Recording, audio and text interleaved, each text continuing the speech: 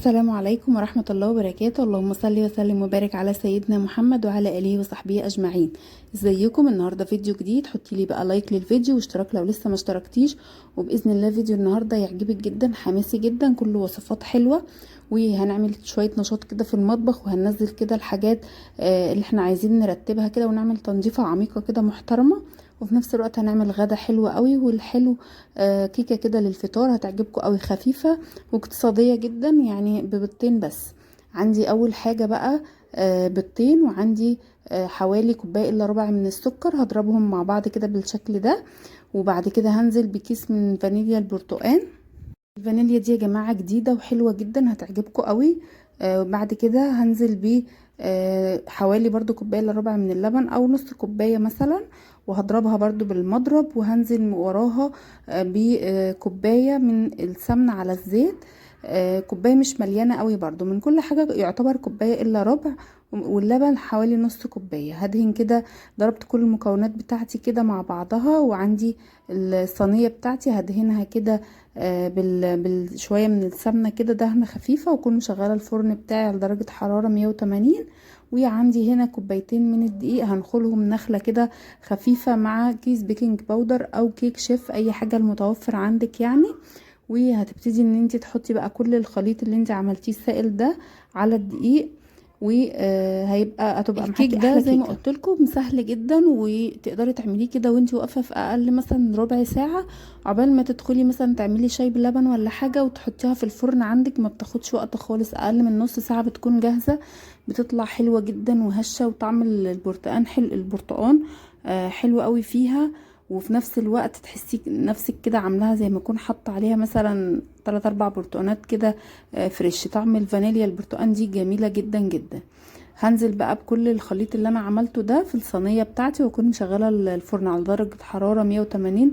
في الرف اللي في النص كده داخل الصينيه بتاعتي، وهتطلع بصوا الشكل كانك حاطه لها برتقان فريش، يعني اللون الاورنج ده واخداه الكيك بسبب الفانيليا، حلوه جدا زي ما انتوا شايفين كده. هتبرد وهبتدي ان انا اقطعها وهاكل بقى منها. بصوا انا بحب قوي اكل من الحروف، كيك كده من الحروف، والصينيه دي بتطلع لي الكيك عامل زي ما يكون قلب كده، شكله حلو قوي. هبتدي ان انا هعمل بقى جنبها شاي بلبن كده نفطر، وهاكل كده منها. تقدروا بقى تعملوها في السهرة بالليل، وجنبها كده كوباية شاي حلوة. تقدروا تعملوها على الفطار كده الصبح زي ما انا عملتها، بتبقى حلوة جدا وهشة كده، والمقادير دي مظبوطة جدا لو انت عايزة تطلعي كيك هش وحلو قوي. اكلنا بقى كده. بصوا الكيك جميلة، التقطيعة اللي انا بقطعها دي بتبقى حلوة قوي. عندي بقى هنا كورنر كده في المطبخ، اللي هو الكوفي كورنر زي ما بقول لكم. عايزه انضفه كده وانزله كله من السقف للارض كله، علشان اعمله تنظيفه عميقه، واغير كده المكان دوت، واحط كده علب تانية وحاجات تانية، وكل الادراج دي عايزه اطلعها وافرزها، واشوف المخزونات اللي عندي، واغسل بقى كل حاجه في المكان دوت. هتنزل وهتتغسل علشان او تتعمل لها تنظيف عميق كده. انا كده كنت ناويه ان انا اخد الجنب كده النهارده مع الغدا كده، وكفايه عليا كده مع بقيه شغل اليوم يعني مع اولادي، علشان طبعا الناس اللي ما عندهاش وقت تعمل كله مع بعضه تقدر تعمل الخطوات اللي احنا هنعملها دي. الاول كان عندي شويه فوط كده نقعيهم بتوع المطبخ، قلت اغسلهم واحطهم كده على الحبل ينشفوا، بحيث ان انا لو جيت ارص درج الفوط تبقى الفوط عندي جاهزه كده، نشفت يعني، وارص كده الدرج مع يعني بالمره. دخلت بقى على الكورنر اللي انا بقول لكم عايزه انضفه ده، وابتديت ان انا افضيه علشان الحاجات بقى اللي عايزه تتغسل تتغسل، والحاجات اللي هي عايزه تتلمع مكان السيراميك عايز يتلمع، في حاجه هعملها كده بالريشه.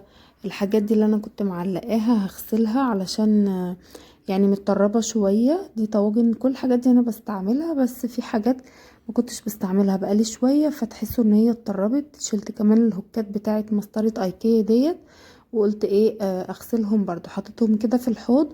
وهنزل بقى على تحت كده الكورنر ده انا عايزه اغيره خالص، هجدده.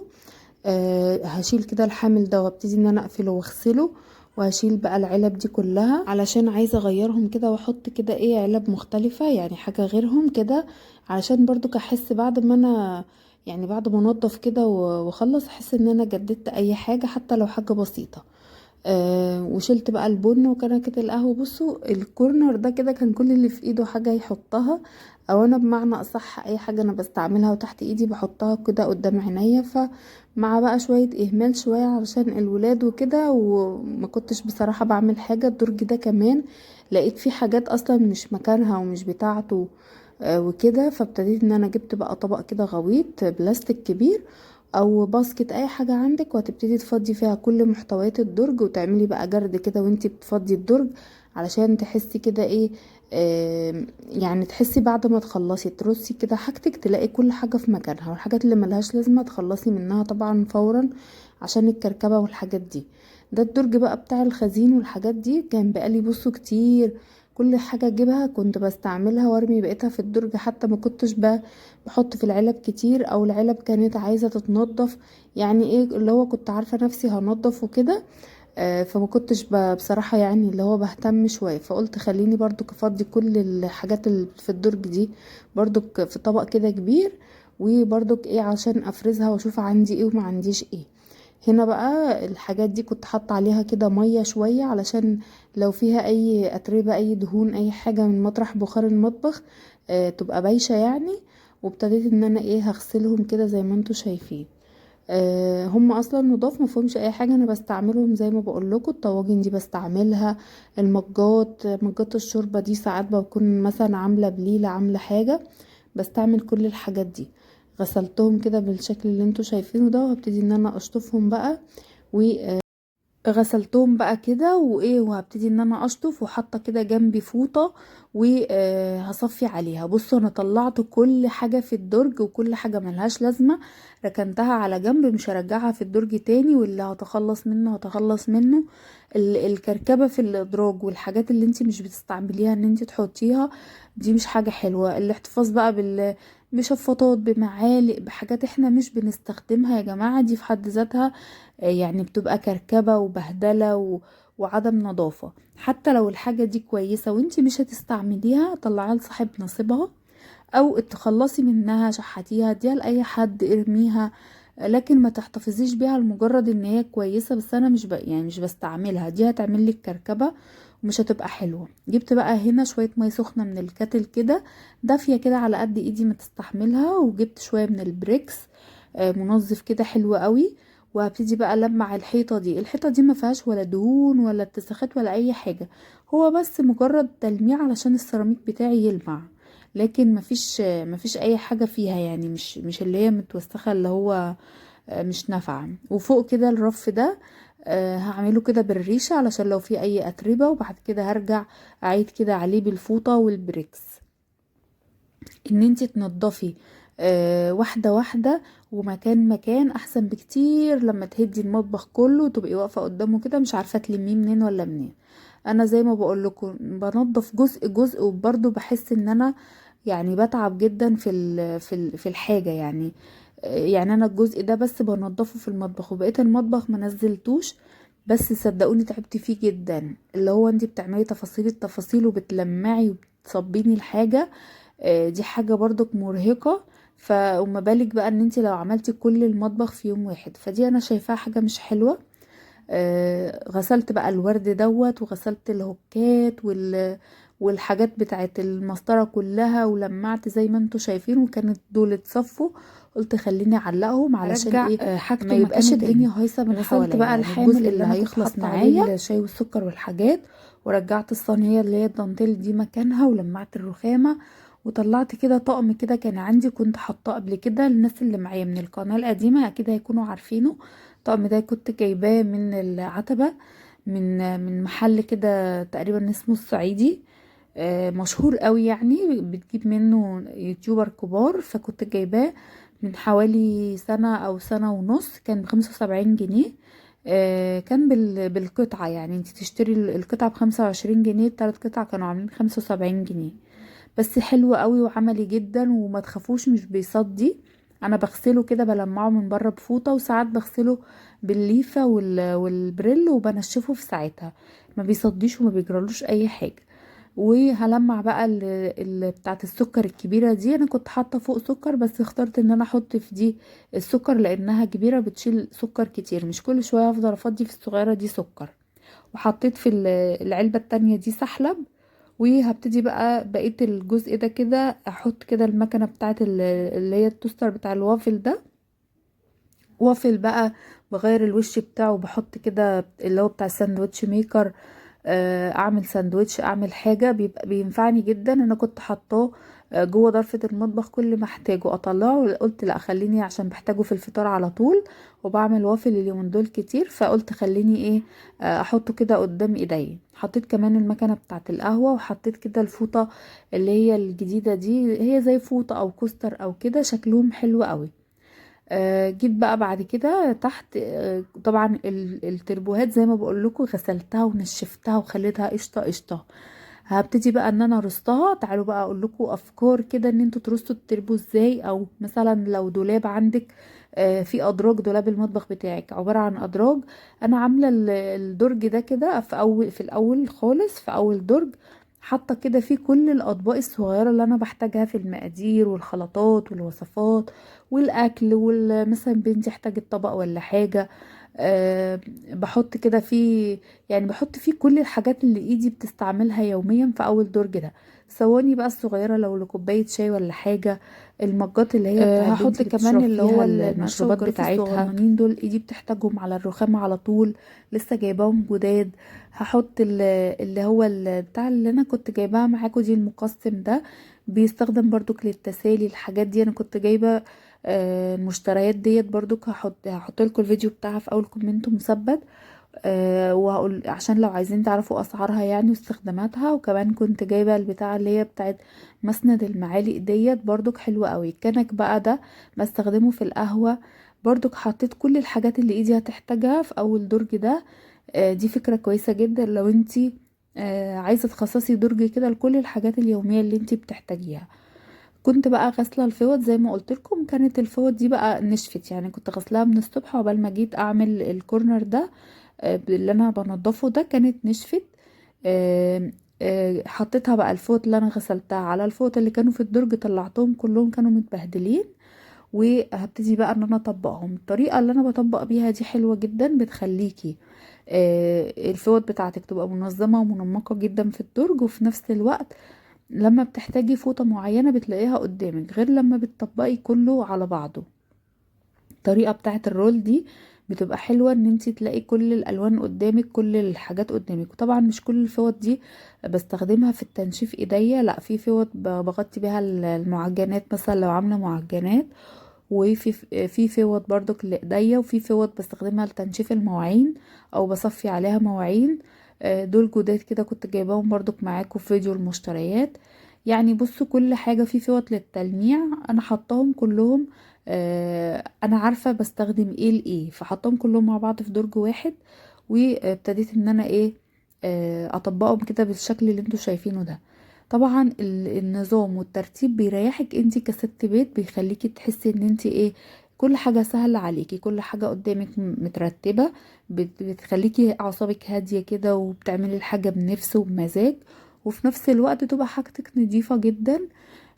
وبيسهل عليكي كل حاجة وانتي بتعمليها، بيسهل عليكي الشغل نفسه وانتي في المطبخ يعني وانتي بتعمليه بالشكل ده كده. هبتدي بقى ارص. انا برص زي ما بقول لكم على حسب ايه على حسب استخدامي. انا بستخدم ايه بحطه من جوه، بستخدم الحاجات اللي بستخدمها كتير بحطها من بره قدام ايديا. ببتدي ان انا ارصهم كده. طبعا انتي لو بترصي في درج من ادراج المطبخ عندك هيبقى حلو. بترصي في درج التربو برضو هيبقى جميل. ما عندكيش مكان خالص، هتختاري كده بوكس عندك او منظم، مفيش اكتر منهم اليومين دول، وهتبتدي ان انتي تحطيهم فيه. كمان انا مخصصة درج لل للاكياس التلاجة والاطباق الفل والستريتش والفويل والحاجات دي كلها. بصوا دي علبة مناديل انا حاطة فيها. كنت جايباها من رنين، حلوة قوي، بلاستيك، هي جميلة جدا، بتتوسخ بغسلها. هبتدي ان انا احط فيها الاكياس بالشكل ده كده، وبقلبها كده واجي اطلع منها بقى الاكياس. بتحفظ لي كده الاكياس وبتخلي لي الدنيا سهلة وجميلة ويسيرة عليا، وفي نفس الوقت الدنيا ما بتبقاش متبهدلة. حاطة زي ما قلت لكم كل الحاجات الرفيعة جدا اللي انا بحتاجها. حاطة الاطباق الفل. حاطه مريالة المطبخ، مفرش العجين، المفرش بتاع الاكل، الاقماع اللي انا بستخدمها مثلا وانا بفضي توابل، بفضي حاجه. هشيل كده الاقماع دي عشان كانت عامله ازمه، واحط كده العلبه بتاعت المناديل وهرجعها تاني. بحط الاكياس اللي هي الجوانتيات اللي بستخدمها مثلا وانا بعمل حاجه بايديا. احط مسدس الشمع. كل الحاجات اللي هي بتخص بعضها بحطها مع بعضها في درج، يعني مع بعضه. التنظيم والترتيب يا جماعة من احلى الحاجات اللي انت ممكن تعمليها في مطبخك وفي حياتك عامة. بيسهل عليكي كتير وبيخليكي كده ست بيت كده شاطرة ونضيفة وحلوة جدا. كل البنوتات بقى الجداد اللي بيتفرجوا عليا، لو انتوا لسه عرايس جداد، خلوا النظام والترتيب في مطبخكم هيريحكم جدا. بصوا ده بقى الكورنر اللي انا ابتديت بيه في الاول وانتهيت بيه في الاخر. نضفته زي ما بيقول الكتاب، كل تفصيلة فيه عملتها، الادراج كلها بس كده عملتها الجزء بقى وخليته اللي انا زي كنت الفل. عايزه اعمله خلص والحمد لله، راح كده من على دماغي. ولو عايزه تعملي بقى تنظيفات عميقه وما عندكيش وقت، تقدري تعملي الخطوات دي كل يوم جزء كده في المطبخ. وبعد كده بقى خلصت كل اللي ورايا وعايزه اعمل بقى الغدا كده، وهعمل اسرع غدا ممكن تشوفوه. عندي بصلايه كده، يعني مصفراها، وبعدين هنزل عليها بربع كيلو من اللحمه المفرومه. انا كان عندي لحمه مفرومه في الفريزر بس مش هتكفي. طلعت كده العلبة اللي انا كنت مفرزاها وعملت عليها ربع كيلو. وعندي بقى هنا كوسة، حوالي نص كيلو من الكوسة. قشرته كده وكحته كده بالسكينة وغسلته كويس جدا. وهبتدي بقى ان انا اقطع الكوسة بتاعتي دي حلقات زي ما انتم شايفين بالشكل ده. انا هعمل كوسة بالبشاميل، وهعمل برضو جنبها صينية مكرونة بالبشاميل، بس الاتنين هعملهم اسرع من الصاروخ، يعني بسرعة جدا. هقطع كل كمية الكوسة اللي عندي، وانا اللحمه كده بتتعصج، بقطع في الكوسه. وبعد كده اللحمه اتعصجت نقلتها كده على عين تانية يعني. وطفيت عليها ونقلتها على مكان تاني. وبعد كده نزلت بمعلقه سمنه صغيره، وهنزل كده بالكوسه بتاعتي. الكوسه يا جماعه، في ناس الكوسه البشاميل بالذات في ناس بتحمرها في الزيت الاول وبعد كده ترجع ترصها بقى في الصينيه. انا مش بحب الخطوه دي لان بحس ان هي بتتحرق كده وطعمها بيغير وبتنزل فايدتها في الزيت. وفي نفس الوقت معرفش، بحس انها تقيلة جدا لان بتشرب زيت شوية. وفي نفس الوقت بتبوظ الزيت، يعني بتبوظ الزيت اللي انت بتقليها فيه، بيسود قوي. الخطوة دي حلوة جدا وبتدي طعم حلو قوي للكوسة. شوحتها كده في شوية ملح وفلفل اسود، واللون بتاعها تحسه خضار قوي كده وبقى حلو. هجيب بقى عندي البايركس زي ما انتم شايفين كده من غير اي مادة دهنية ولا حاجة، هي الكوسة فيها السمنة بتاعتها يعني. وبعد كده هنزل كده بشويه من اللحمه المعصجه. انا كان عندي بقى علبه صغيره فيها لحمه معصجه، كانت شويه صغيرين يعني مثلا يجوا كوبايه كده. وكان عندي ربع كيلو. لما اللحمه اتشوحت او اتعصجت رحت حاطه ده على ده ومشوحاه كده مع بعضه، زي ما تقولوا كده سخنتها. الكميه كانت معايا اقل من نص كيلو، عملت لي صينيه كوسه بالبشاميل، وعملت لي صينيه مكرونه بالبشاميل وسط يعني مش كبيره قوي. طبعا انتي لو بتعملي بقى اي اكل فيه لحمه مفرومه وشلتي منه 3 4 معالق كده في علبه في كل مره، هيعملوا عندك يعني علبه مثلا كويسه. لما تكوني مزنوقه او ما عندكيش مثلا لحمه مفرومه او محتاجه تعملي بيتزا بسرعه حاجه، بصي تلاقي لا عندك لحمه مفرومه في الفريزر. الفكره دي حلوه جدا، بعملها بقالي فتره كبيره. عندي بقى البشاميل، انا كنت عامله البشاميل الصينيتين بشاميل كده، كنت عاملاه على البارد وكان حلو جدا. حطيت كده من فوقيها البشاميل زي ما شفتوا، وعملت كمان صينيه مكرونه بالبشاميل زي ما انتوا شايفين برضو وسط كده حلوه قوي.